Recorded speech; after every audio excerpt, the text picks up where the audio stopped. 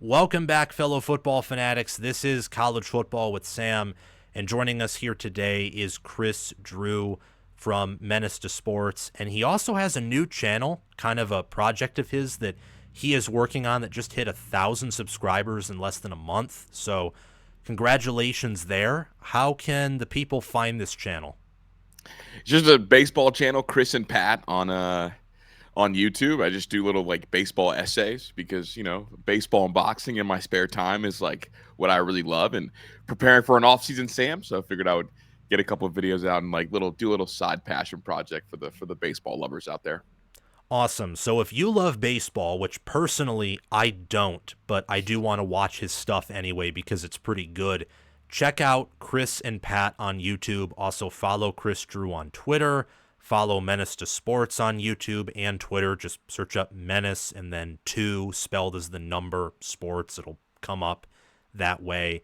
And we have a lot to get to today, talking about the national championship, the recent staff changes that Ohio State has, well, I don't know if you want to call it suffered from or just received, because it's such a great program that, of course, is just coming off a national championship that I'm sure they'll find quality replacements. And also briefly talk about 2025. But before we do that, if you have not already, please hit the subscribe button, like the video, hit the notification bell, do those things, and check out Kris's different channels, and just sit back, relax, and enjoy the show, and also comment your thoughts down below. So I want to start off with the national championship. What's your reaction to it? Honestly, Sam, being there was really crazy. Obviously, you've been to a national championship. It's kind of a surreal feeling, seeing that confetti come down at the very end. The fourth quarter felt so egregiously long of this one, but it was a coronation. And obviously, like you and I have both felt the same about Ryan Day. Got a Michigan issue, but overall, a really fantastic coach that was absolutely capable of winning at least one, maybe multiple, depending on how the landscape shapes out. And as soon as a guy like Nick Saban kind of leaves the sport and leaves a hole for to be filled, kind of the rat race begins. Whether it was Kirby Smart, Sark getting maybe his first one, Dan maybe getting his first one, Ryan Day put together this roster with the help of some boosters, obviously, and winning the Natty, it feels good, and it feels like Ryan Day can get at least one of the monkeys off his back and start to really chop away, because yes, one Natty feels really good, but at Ohio State, at Michigan, at Georgia, at Bama, at Texas, at Florida, you don't want the one to just be the one. You want it to be one leading to another at some point down the road. And so, in the moment, it felt really great. And I'm really happy and thrilled for those kids, especially the guys that decided to come back a year. You come back here and you lose that game to Michigan, and it feels like, okay, was this even worth it? And in the end, it was worth it for them. So that's my initial reaction. Really thrilled on cloud 9 that Ohio State won a Natty, and being there was amazing. But I also can understand what comes with that historically, given the loss to Michigan. Yeah, it was a coronation. Notre Dame, I think, made it a little bit too close for comfort toward the end, but overall, Ohio State game controlled them, dominated them. It was clear who the better team was. What do you make of Ryan Day's comments shortly afterward, talking about how he wants to be the first Ohio State head coach since Woody Hayes to win multiple national championships? Well, that's the goal, right? I mean, Ryan Day has some damage control to do because, unfortunately, the traditionalists and most people from Ohio, when you lose that many games to Michigan, you have some ground to make up. And of all the coaches that have won national titles at Ohio State, there's not a case for him to be anywhere higher than 4. And so how do you get there? It's like you win multiple. Now, I thought it was intriguing because I always viewed the chance of Ryan Day winning a Natty, I thought might end up parlaying into NFL, leaving for the NFL. And so I was, a little bit worried about that. But hearing that he wants to win multiple makes me feel like, okay, like this isn't just a let me check this off my list and go tackle the next monster. This is a let me be a coach worthy of getting a statue here. And that's kind of the territory that you bleed into when you start to mention winning multiple, especially like right after the game. Yeah. Do you think that how do I phrase this? Do you think there's any program or any current head coach who has a better chance at like forming a dynasty or taking advantage of the power vacuum more than Ryan Day and Ohio State? I used to think it was Texas. I thought Texas had a real chance because obviously, like in-state recruiting, I love Ohio athletics. I think Texas has better football than Ohio. I don't think that's really controversial or hot to say. Yeah. I think proximity to the South, playing in the SEC, and kind of Sark being from that Saban tree and having relationships with a lot of those same kids, I thought that could be where the power vacuum goes. And especially with obviously, like I look at NIL stuff too, like shoot, I mean, the money that Texas has right now is second to maybe only Michigan if you look at kind of the top end boosters. So I thought that Texas was in a really good spot to kind of capture things. I now think that, well, here we go. I think that winning the first one after Saban was gone is so important in recruiting because I mean, through the years, when a hot team wins a title, everybody wants to come play for them. Like you got to turn kids down. I remember in 2014 when Ohio State, who already recruited nationally, won the title, everybody wanted to come. And it was like, well, sorry, we can't take all of you. And you had to, honestly, turn away top 150 players. And that's wild. So I think winning the first one sets Ryan Day up to absolutely corner the market in terms of, grabbing players in this power vacuum. And also I think it helps that, like, Penn State and Michigan don't really recruit on the same level as Ohio State. I think that honestly benefits them because down south, Texas and Georgia are going to split talent. Yes. Like that's how good recruiting wise they are. In the Midwest, I think Michigan has a good program. I think Penn State has a good program. Those teams aren't splitting talent with Ohio State. Ohio State's going to win 75 to 80% of those heavyweight battles in recruiting up north. So I think it does set Ryan Day up potentially to really go on a run. But here we go. At Ohio State, being out talented has never been the problem. They've always had the talent. It's like, can you win the games you're supposed to win? And so that'll be the next thing for Ryan Day. Yeah, I love that you brought that up because the only school who's really competing with Ohio State talent is Oregon in Right. the Big Ten. Mm-hmm. Michigan is trying to for probably the first time in a while, but it's year one and they're coming off an 8-5 year, so they have ground to make up before they can start, punch for punch fighting for kids. It's Ohio State and Oregon, and Ohio State has the recent win, the Rose Bowl blowout, the depantsing that was. Yeah. And they're hot, and they're the team who has won it all. They're the champions of 2024. I'm really happy for you and other Buckeye fans because the Buckeye fan base is kind of the largest or one of the larger contingents of this channel. And you guys have waited since 2014, and you've had several years where it's close, and then it slips right away. So yeah, it's nice to finally get one. And back to the Oregon point of it, I know you brought them up. The reason I think Oregon will never be able to like corner the market in a power vacuum, and I don't know if it's been talked about that often, they have no home recruiting base. There is no like foundation. I think there's like 5 blue chips the last 5 years in the state of Oregon alone. Like they don't really produce any talent. I think they have one player inside the top 500 this year.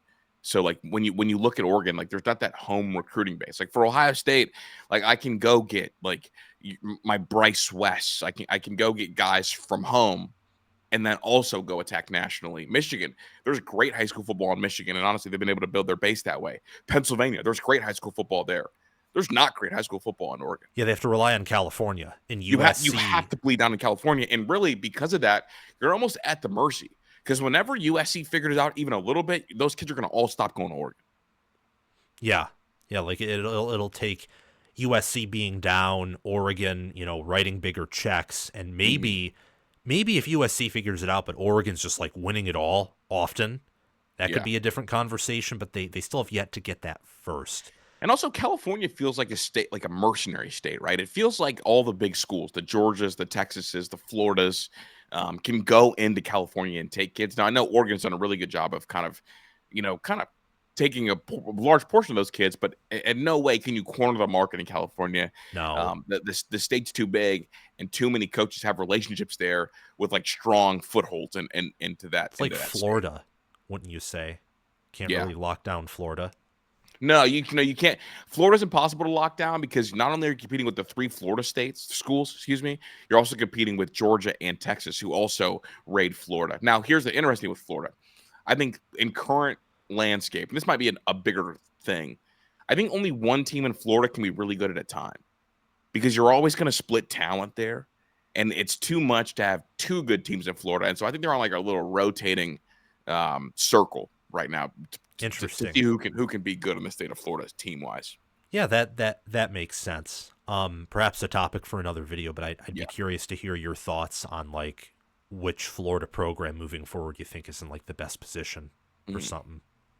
But yeah, I'm happy for you guys. I think that Ohio State was the best team of 2024. I don't think that's really a question whatsoever. You saw that toward the end. We were talking about, a dynasty and how Saban leaving really created this power vacuum that I still think hasn't been filled. I just think Ohio State won it all this year. But Ohio State's one of those programs who can definitely fill the void if they take advantage of it, if they play their cards right. How does Ohio State, in your opinion, capitalize on this title the best way possible? Give me the most optimistic, best case scenario for them to capitalize on this season. Well, you got to have like 2 takeaways, right? Like for Ohio State, it's really important that Ryan Day learns and like applies what he's learned moving forward about the biggest talent advantage I have over everybody else in the country is my receivers for other teams. Like that has to be something that's ingrained in him. No more running the ball. So I think, and no more running the ball that many times against the Michigan front to prove you're tough. I think that has to be ingrained in Ohio State and Ryan Day. Yes. Secondly, I think the Saban retirement might have catapulted Ryan Day if you think about it, because obviously like that led to Caleb Downs coming here. And then that also led to the kind of the heir apparent Julian Sayin being the quarterback at Ohio State, like many people assume for this next year. So, two of the bright spots in a Nick Saban program came to Ohio State because Nick left.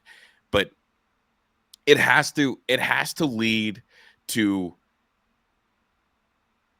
more, it has to lead to cornering the market both financially, talent composite wise, and in the portal. I think it can't be a one-off, we spent a lot of money in the portal this year, we're good for a while, we can just recruiting base. It's important, I think, to keep being a portal sniper and learning. So I mean, they've got a chance right now with this current group to make the playoffs every year. Oh, yeah. And to have the biggest advantage in the playoffs every year if their receiver core stays the way it is. And I think that's like the biggest selling point for Ryan Day. Yeah, if you're an Ohio State fan watching this, I think you're the only program nationally, barring maybe some, Florida or Georgia type regular season schedule this year, where if you don't make the playoffs every year, like the year you don't make it is an absolute failure. I don't know if I can say that about any other program, because I think that Ohio State's just been that consistent, and they don't face the same type of week in, week out talent, or, mostly NFL talent, but even just general, not draftable, but still 4-star out of high school talent that like the SEC has. I love what you brought up about Ohio State benefiting from Saban leaving. Of course, bringing in an alien and then another potential alien is pretty good. And this current core, I mean, people have brought up Jim Knowles leaving, for example. He developed the entire defense for 3 years, and he's the best DC in the country. So I think the defense is set up for success with the current core. The offense is what it is. Wide receiver room's the best in the country. They have the best wide receiver prospect in ages. Mm-hmm. I think quarterback is good because, people like to dislike Kyle McCord, and that's okay. He's Ryan Day's worst QB, and he's still pretty damn good. Like, he's just not elite, but he's still pretty good. They're even upgrading at tight end. Like, Max Clare's a better tight end, I think, than anyone Ohio State has had in recent memory. That's a huge get. So, look, I like what you said. Make sure to stay in the portal, recruit at a high level, develop at a high level, and learn your lesson. Like, do what you are good at doing. And I think that, especially against, Texas in week 1, you open up against a really good opponent. That is important. This is probably way too early to ask, but what are like some of your brief thoughts on like that game? Um, I have some concern. Obviously, I think like opening up with that kind of opponent when you lose 8 defensive starters, I think it's definitely cause for concern because of who Sark is, and Sark with that additional time to get ready for Ohio State, it does concern me. And Sark is the master at having defenses in conflict. I mean, Zach talks about it all the time in terms of like football acumen and like someone who you don't want to face with that much time off. Sark is it, because Sark's good at that.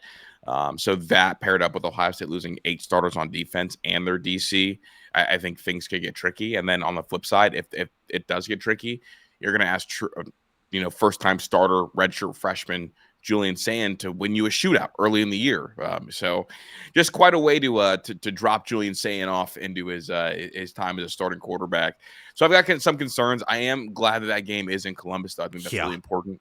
That really kind of settles some of the nerves, but it should be interesting. And then also like huge stage, Arch Manning. Like let's see what Arch has got. I like Arch. I think that Arch has grown a ton and benefited a ton from Sark.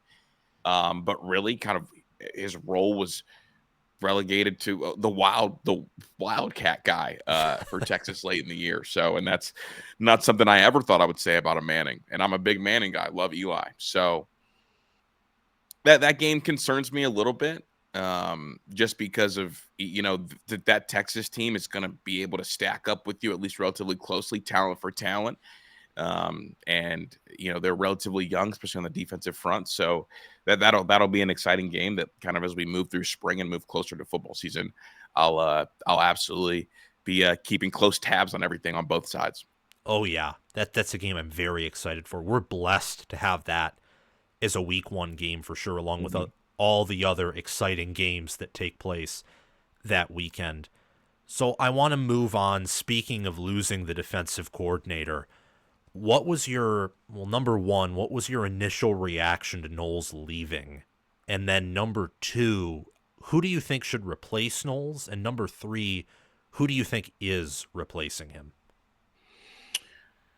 So I found out like a couple days before the parade, actually. Zach hit our company group chat. I was like, hey, just so you know, I have it double sourced. Knowles is rolling out. And obviously, like, there's a lot of coaches around the Big Ten that Zach talks to.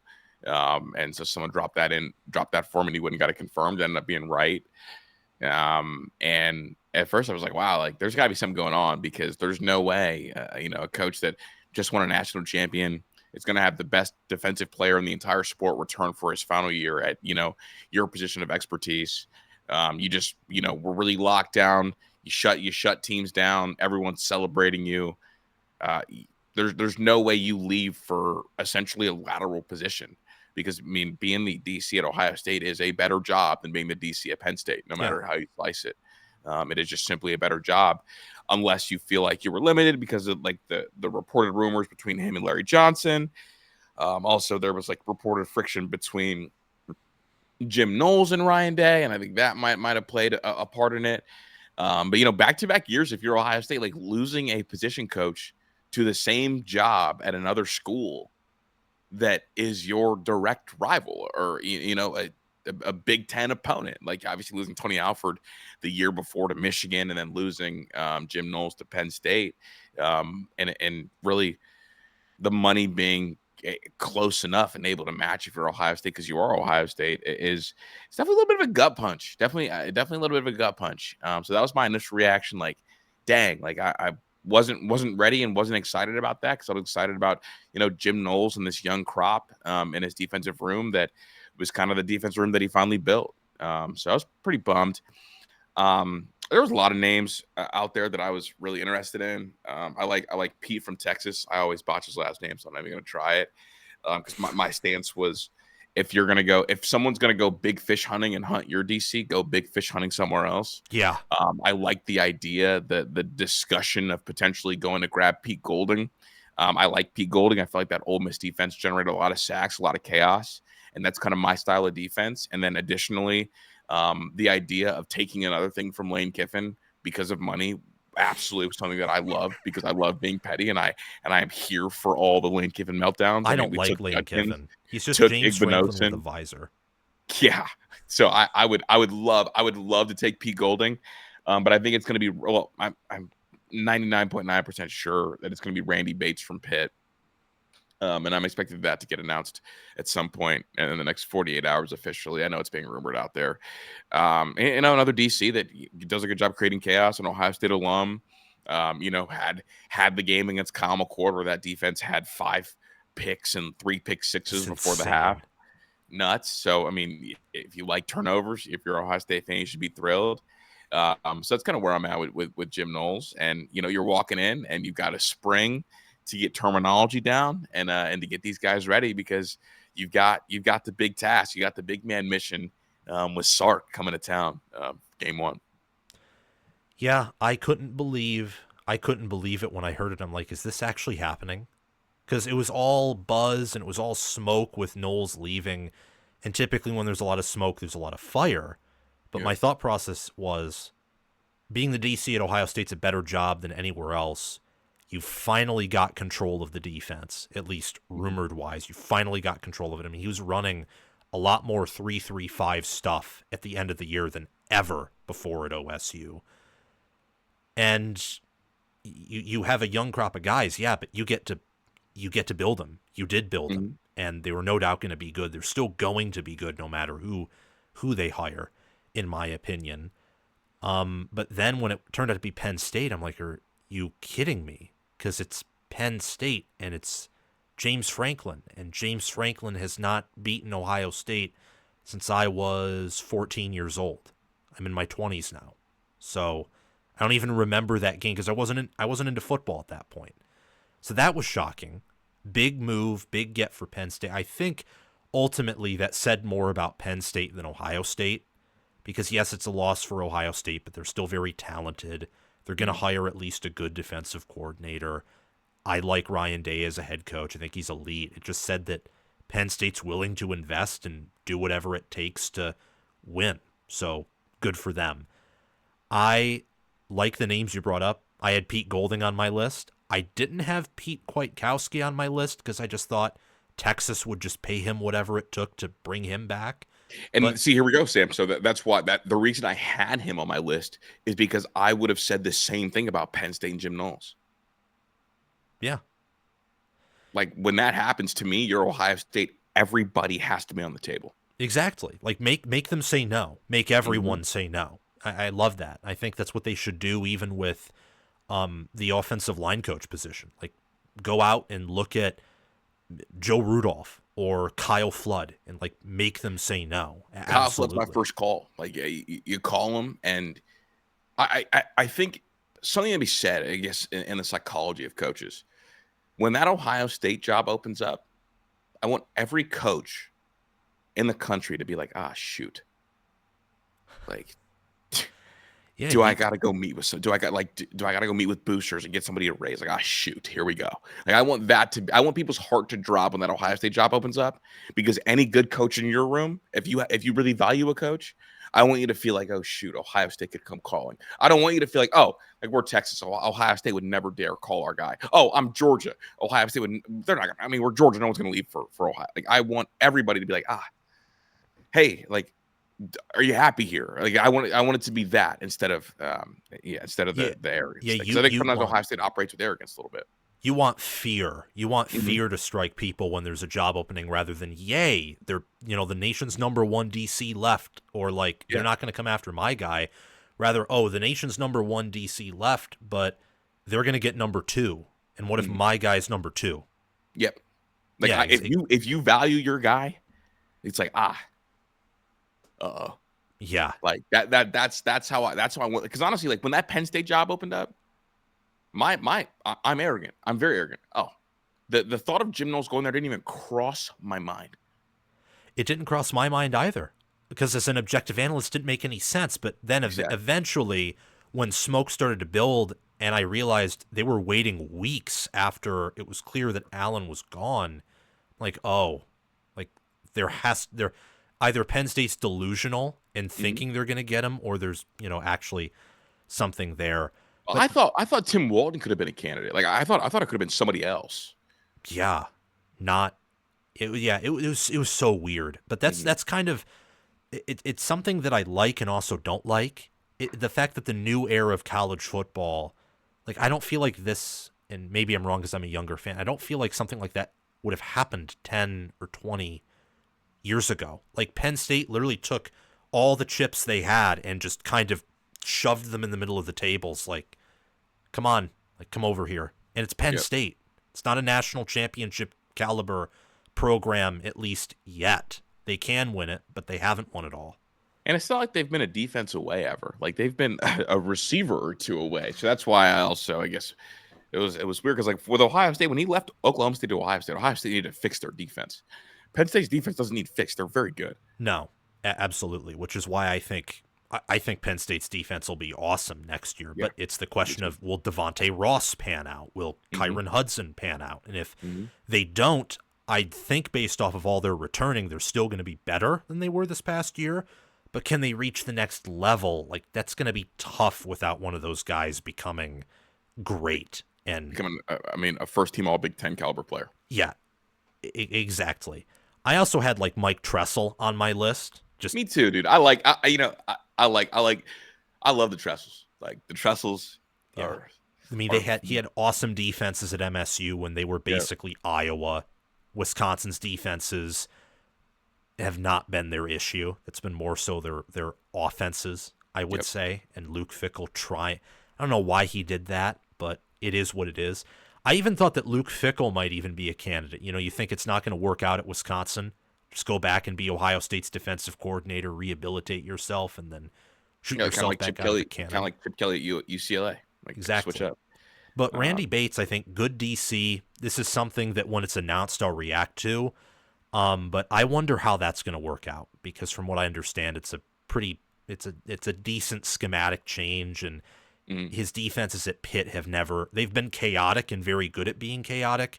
I haven't seen them ever be like top 10 in efficiency or top 20 in points allowed per game. But that's just my opinion. He has a lot more talent to work with at Ohio State than Pitt, for sure. Right. Because it's always interesting to see like what DC's sacrifice when they don't have the talent, and then when they meet with other schools, like, well, look, I only had to sacrifice this and this and this because we didn't have these. Like here, it'll be a little like, well, we want to sacrifice those things. No. So absolutely. So I want to ask the same questions that I just asked you, but with Justin Frye and the offensive line. So who do you think is going to replace him? Who do you like to call to replace him? And what's your reaction to that? I had heard that Justin Frye had been attempting to get to the NFL. I didn't, I didn't know that the Cardinals were in play. I thought that the Bears were going to end up being where he ended up.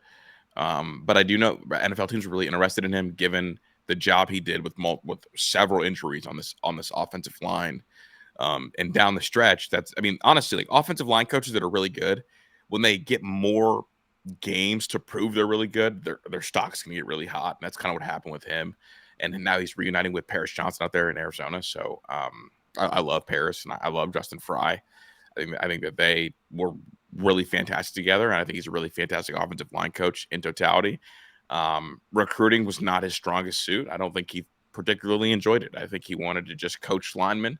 And when you just want to coach players, the NFL is a better place for you, because you don't have to go build a relationship with a kid for 2 years just for a school like Miami to offer that kid $500,000 more than you, and then you waste all those weekends away from your daughter and wife for what? For a kid to go there anyway. I think that kind of thing, like the real life implications, was rubbing him the wrong way. And so he's heading out to Arizona. I think that Ohio State fans are going to try to spin it and say he wasn't that good. Justin Frye was a great coach, and that is a big loss. And you hope to be able to fill the shoes. I'm expecting Charles Bentley to get a lot of love, but I'm calling Kyle Flood. I'm starting with Flood. I'm starting there. I think kind of recognized as one of the top 3 offensive line coaches in the country, and I think that absolutely matters. I'm also calling Atkins, who was at Florida State. I think he's a really good offensive line coach, really good recruiter, real tough dude, real dude, really connects with kids. And anytime you have a young offensive line coach, especially one that's black that can connect with kids, I think that's such an advantage. And with those Southern ties from him being at Florida State, I like that. I like that idea, that direction. So that's kind of where I would be the offensive line wise. But I don't really have a prediction on who they'll hire. I know that it's pretty early, and Ryan Day should have options, given that Ryan Day spent time with Adazio, who obviously, the legendary offensive line coach that his tree is everywhere, and obviously Chip Kelly, an offensive line guy that has offensive line coaches everywhere. I think this will be one where I have a lot of faith in Ryan Day and Chip Kelly's collective ability to find the right guy for their scheme. Yeah, I think it'll be a coveted job. Yeah. I wonder. Yeah, I mean, I trust you, and others around you like Zach for say with football knowledge, because I'm still pretty new and I'm a lot younger. But I do know that like you said, a lot of Ohio State fans, well, at least some, aren't necessarily sad to see him gone. And I think that there's a pretty good chance, at least personally, that Ohio State can make a long-term upgrade here. At least in terms of they'll be able to bring in more bodies, probably hire a better they need a recruiter. recruiting upgrade. Like, I don't know if you're going to get the coaching upgrade, like given what he did in retooling that offensive line, but you like a recruiting upgrade might end up being the difference, because if you just bring in a lot of bodies, if you have more stuff to throw, if you have more darts to throw at the dartboard, you have a higher chance of hitting the bullseye. And I think that's where things iron out. And also I think Chip Kelly will absolutely help as an offensive line coach as well. Like, he did a really good job at assisting Justin Frye this year. Yes. Yeah, because, I mean, what he's done with UCLA, Oregon, or Ohio State this year, I mean, he did a very good job of adjusting the whole, I think, scheme on the fly at times when they had to, because of the injuries and all the different things that went on. I mean, I've heard Tim Drevno. I've heard Charles Bentley. I would call, like you said, Kyle Flood. I'd call Phil Trotween. I would call Joe Rudolph. I think those three are the tier one. Mm-hmm. You want those guys. I would look at like some just lower level guys. I forget all their names, but Virginia Tech's current O-line coach, Missouri's, I think Jim Michilzik, I don't know if that's how you pronounce his last name, but he was really good at Oregon State, like developmentally. Mm-hmm. And I think that if he's a good recruiter, at least, or if he at least brings in bodies, that'd be a good option. And there are several others, but it's Ohio State, and I think everyone wants to coach at Ohio State. I think that's a pretty safe assumption right there, especially with all the bonuses and paycheck that comes along with it. So with all that being said, what are some of your way too early thoughts and even predictions, if you have them, for the 2025 Ohio State Buckeyes? Early thoughts. I'm excited to see how this quarterback competition goes, right? Like, I know Julian Sands kind of been like anointed. I am curious to see if year 3 Lincoln something clicks, because he is so physically gifted. So you do think it could be a competition? Like, it just isn't saying gets the job? I think it's 90% saying gets the job. I think there's an interesting case for Lincoln and the athleticism that he brings to be a part of the offense next year. I mean, he's a great athlete, Sam. Like, he's going to be a sub 4.5 kid with a 40-inch vertical, 3-sport superstar out there in high school. He's got a chance to make things a little interesting. I did find it fascinating that some of the SFE guys, former coaches and camera guys, were stamping Lincoln last week, and kind of their messaging, it's safe to assume, comes from those SFE guys. So that's kind of caught my attention a little bit. But I'm just interested to see how long it takes for Julian Sand to capture the job. I mean, he's a guy that's super talented, that struggled during bowl prep season. I know that was part of the reason that Ryan Day wanted to keep Devin Brown around as long as possible, when other guys that also hit the portal didn't get that same treatment from Ryan. And a lot of that had to do with kind of maybe Julian being a little bit slower to get up to speed. Now with reps, guys can break through. So I'm kind of excited to see what that looks like. And then, the alien, like, what does year 2 of Jeremiah Smith look like? Like, how much room is there for improvement? Does he need to improve? I don't think he does.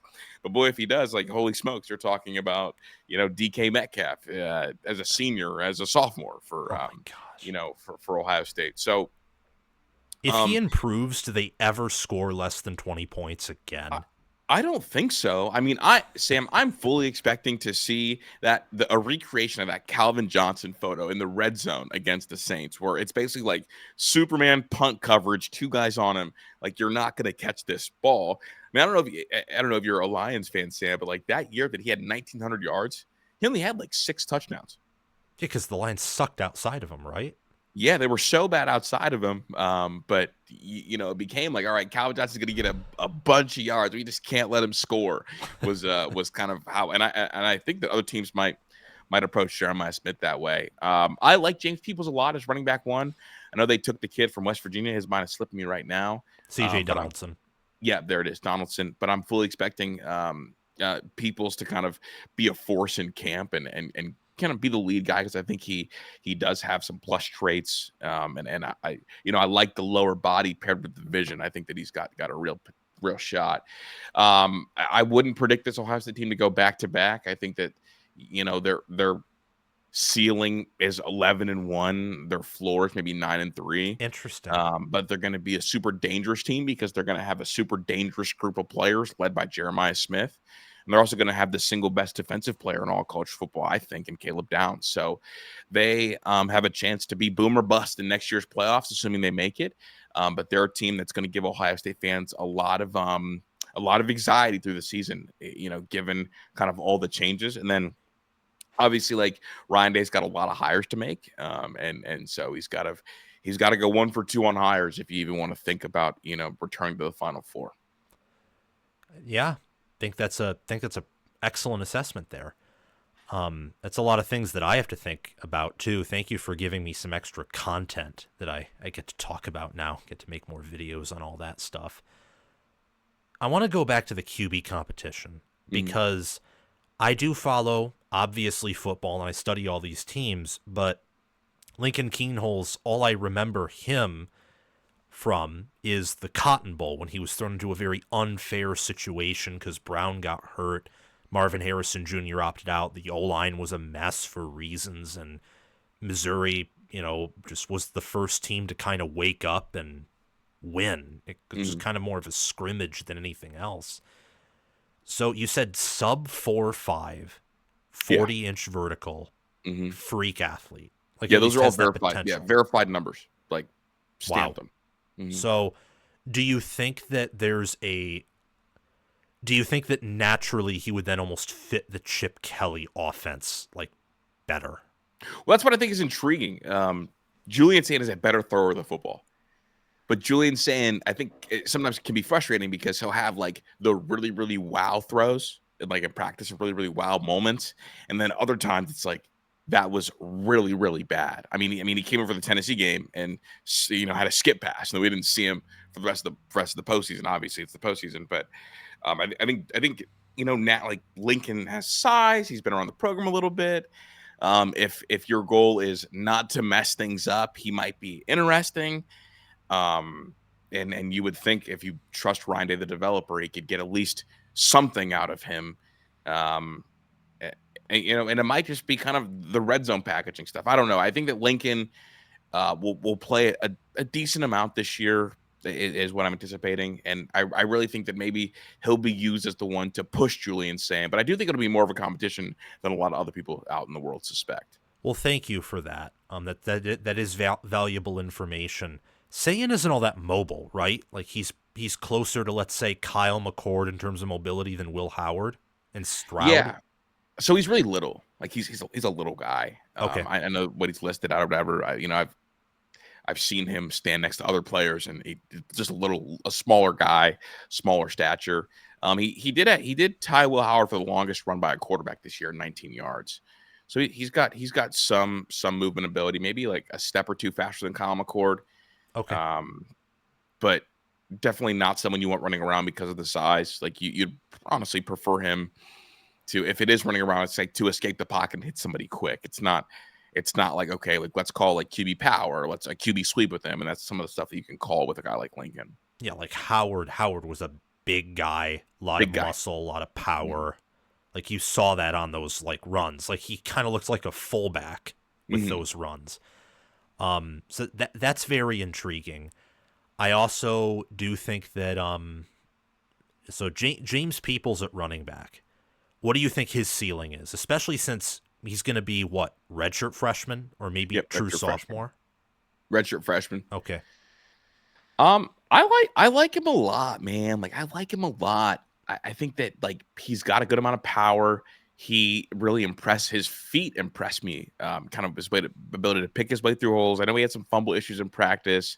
That obviously that's going to have to get ironed out. I mean, obviously, like Henderson made it his entire career without fumbling a single time. So I Exactly. think Ohio State fans kind of forget what a fumble looks like from a running back. I mean, when Judkins had that one against Michigan State, it was like we're not used to this. Like that doesn't happen here. But I think like prospect wise, if I was going to compare him to anybody, it might be Shipley a little bit from Clemson. Kind Interesting. of that fit a little bit. So that's kind of the world I'm in with Peoples. But I'm really high on him. I think he's got like some really big time potential.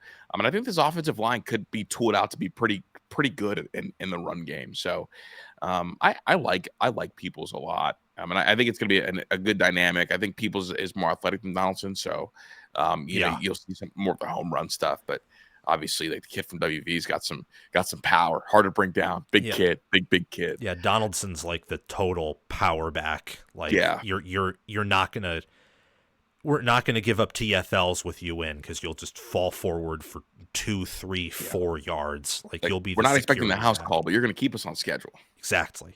Bingo.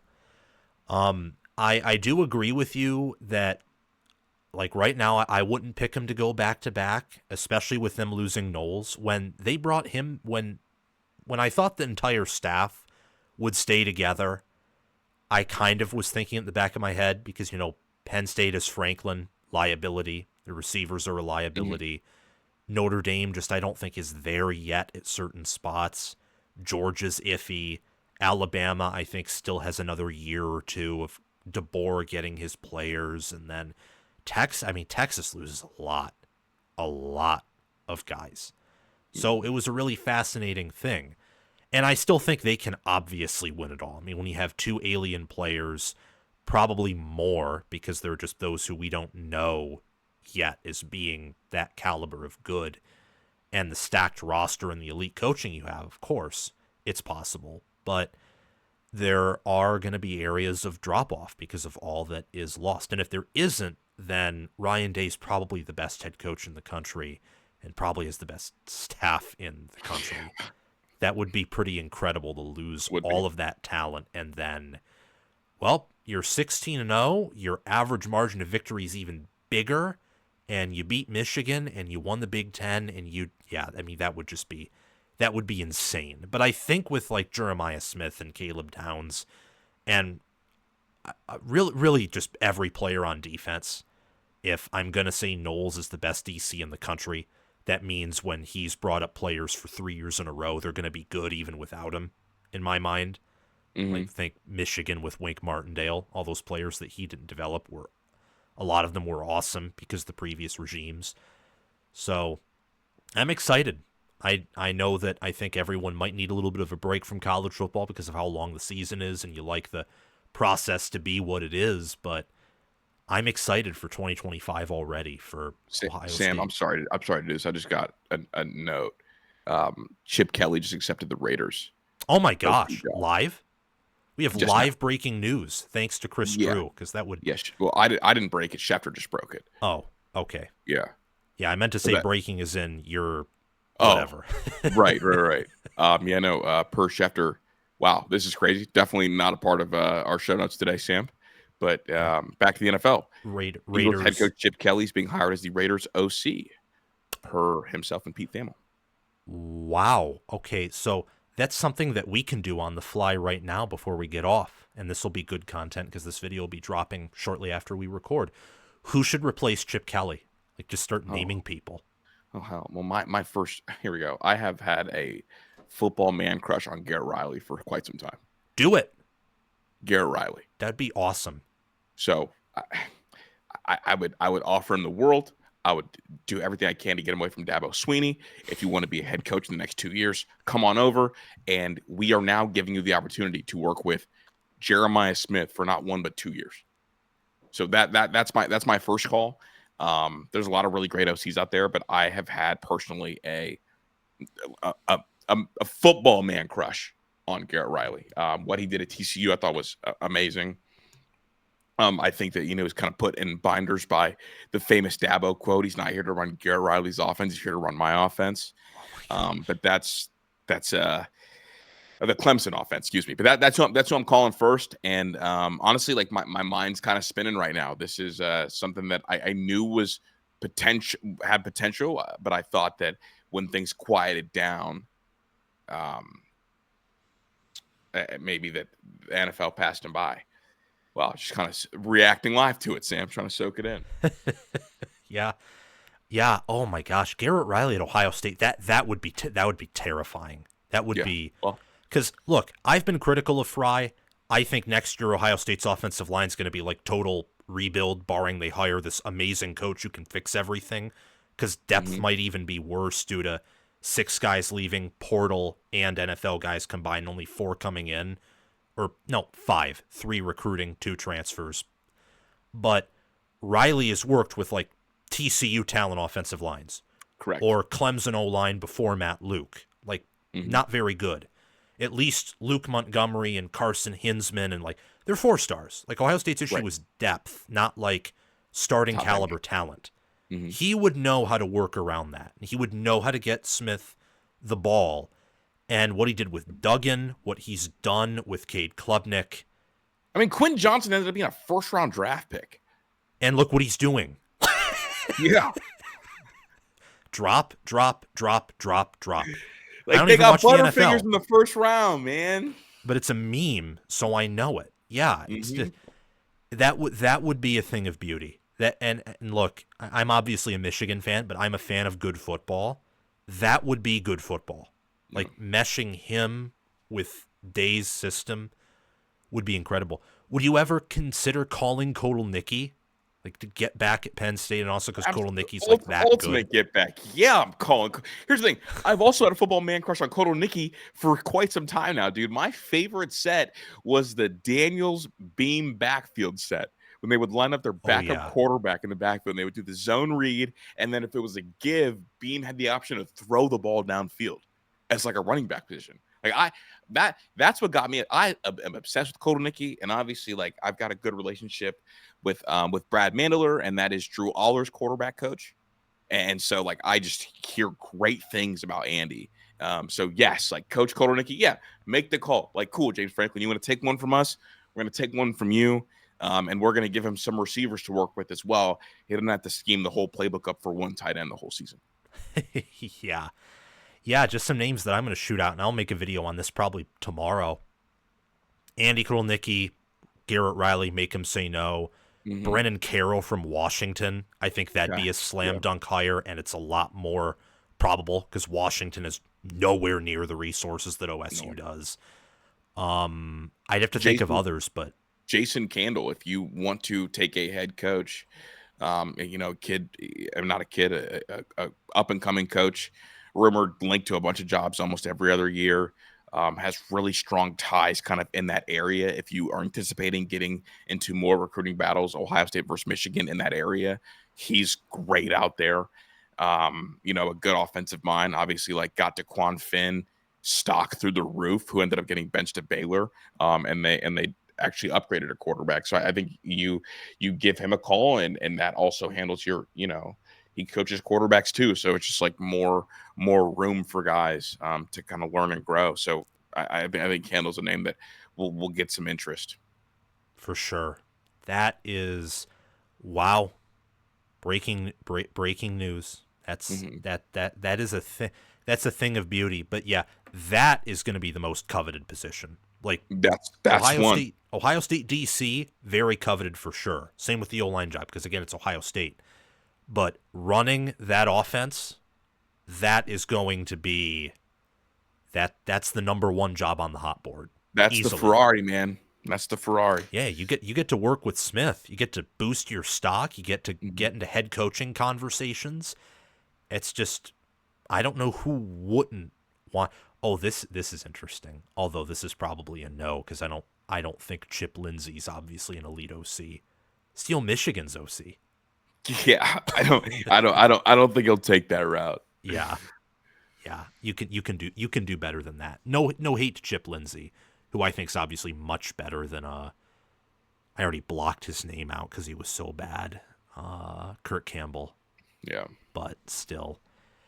Yeah. Well, thank you for coming on. I think we have talked enough, and I always love talking college football with you all and also with you, Kris, but 50-minute segment's a 50-minute segment, which is just crazy because it's good to talk about Buckeye football. Well, just the breaking news and it extended it, Yeah, exactly. That was, man, I'm still processing that. I mean, this is going to be an interesting year for Day because, you lose O-line coach, you lose both coordinators, and you still have a very loaded team, but coaching's important, especially in those bigger games. Like, it really helped to have Kelly to, help Day with schematics and to merge those two schemes together, and then for Knowles to just basically be the head coach of the best defense in the country. Like, that stuff really helps. Like, going from like Jesse Minter to Wink Martindale at Michigan was like an obvious downgrade. And you saw that. So it's interesting. I'm very excited for college football. I'm more excited for it the more I hear about this stuff. Like if Chip Kelly was announced to come back, or if now he's announced to leave, like that stuff, that news just, continues to pique my interest. So it's incredible. Well, thank you for coming on, Kris. I hope you have a great night. I hope that you guys hire good coaches, and I hope that this coming season is going to be a great one, and I think it will. Everyone, make sure to check him out, Kris Drew with a K. Search up his name on Twitter. Search up his channel. What is it again? Kris and... Just Kris and Pat. Pat's our producer. And then we're also dropping on the Menace platform. We're going to do a baseball podcast for the baseball listeners. And that'll probably come right around the first week of spring training. So that'll be really cool too. Sweet. So yeah, check out Menace to Sports, Kris and Pat. Subscribe to all stuff. Hit the notification bell. And also, of course, for our channel on here, like, subscribe, hit the bell. Do all those things. Comment your thoughts down below. If you want to support our channel, join the Discord server for free. We talk college ball 24/7 there. And also there's the Patreon page and the merchandise store where you can support us monetarily. Have a great day, everyone, and I'll see you all very soon. Thank you so much for watching. Remember to like the video and subscribe to the channel, and also hit that notification bell so that way you can get notified when new content from College Football with Sam drops. I appreciate you very much, and also share the video around to others who enjoy the sport of college football and love it as I do and as you do, and comment your thoughts down below so that we can have a conversation, because I want to know what you are thinking. And join our Discord server where we talk college football 24/7 via the link in the description or down below in the pinned comment. Thank you to my Heisman Patreon members, Crash2488, Brascal Rascal, and Kylo OH. Thank you to my All-American Patreon members, Chris Lane, Ismar, and Tyler Nye. And thank you to my All-Conference members, John Lynn, Roaming Gnome, Matthew Sale, Austin Christmas, Joshua Jorgensen, and Will Loftus. Make sure to check out my merchandise store and or Patreon page, or super chat down in the comment section below to support the channel. The Patreon page and merchandise store links are in the description or down below in the pinned comment. I hope you have a wonderful day. It is December, so Merry Christmas and also Happy New Year. I will see you guys soon.